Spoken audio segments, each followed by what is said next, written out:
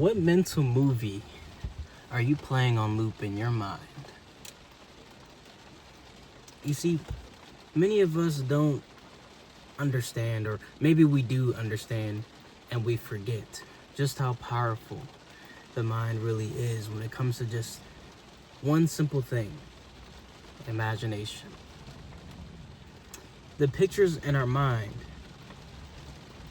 have such a drastic effect on our thought patterns, our feelings, our actions, our behaviors. But many of us don't use our mind to its fullest capability. We don't use the superpower that we all hold. All of us. All of us have the power to use our imagination. But for some reason, I don't know if it's just like the ploy that the enemy has to get us to believe, when we get older, as we become adults, that imagination is just for children. That imagination isn't something that adults should be actively using. Have you ever replayed over and over a bad memory, a traumatic event, and the very feelings that you felt from that traumatic event came back to surface? Have you ever felt like you were back in that situation, even though it was just an image in your mind? You see, we can provoke any kind of emotion that we desire out of ourselves. We can close our eyes, or even just think in general when we're doing any kind of task, and picture ourselves either in a negative loop or in a positive loop. We can take the time to actually see ourselves doing the very uncomfortable thing that we know is beneficial, and we can actually plug and play whatever emotion that we desire. And all that's going to do is help train our brain to know exactly what to do, exactly how to feel whenever that situation arises. Let me give you an example of a way that I was reaffirmed today, or when I woke up. So I had a dream, very horrible dream. I took the life of a family member of mine. It was very dear to me. And the dream felt so real, to the point where I woke up out of my sleep and I felt an overwhelming sense of guilt, shame, regret, as if I did it in reality. I did it in real life. But of course I didn't. And it took me some time to actually get out of those feelings, to really realize that this is not the reality. This didn't actually happen. You see, that simply was just confirmation of the power that we all hold. And it doesn't matter what kind of image that we decide to conjure up, it has a powerful ability to retrain our minds. But the thing is, as powerful as our mind is, as beneficial of a tool, weapon that it can be, it's also a double-edged sword. If we don't train our minds, if we don't mentally rehearse the positive, the powerful visions that God has given us, then the opposition is going to try to use our very weapon that God gave us against us.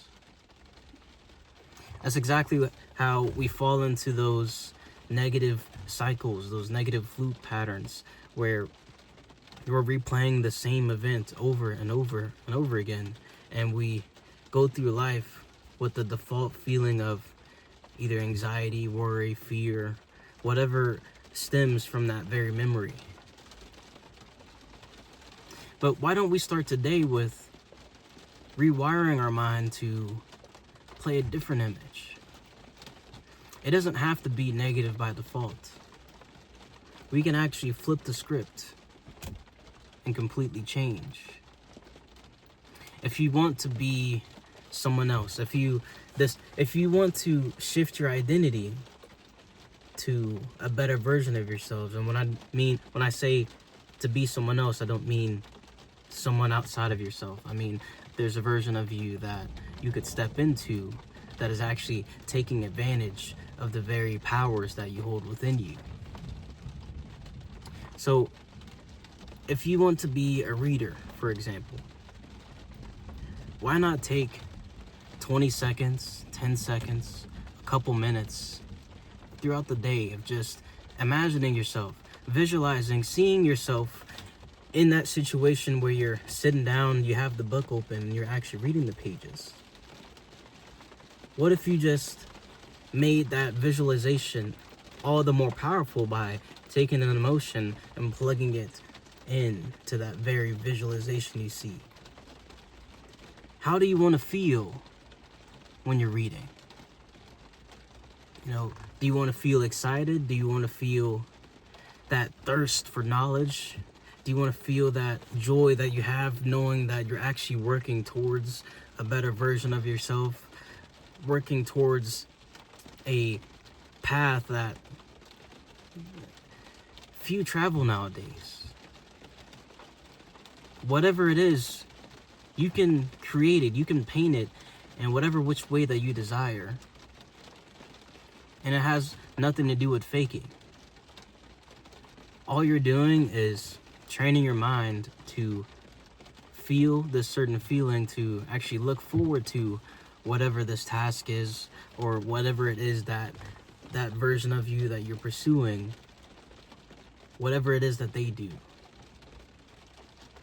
Over time, that negative loop, that negative cycle that was the default gets starved.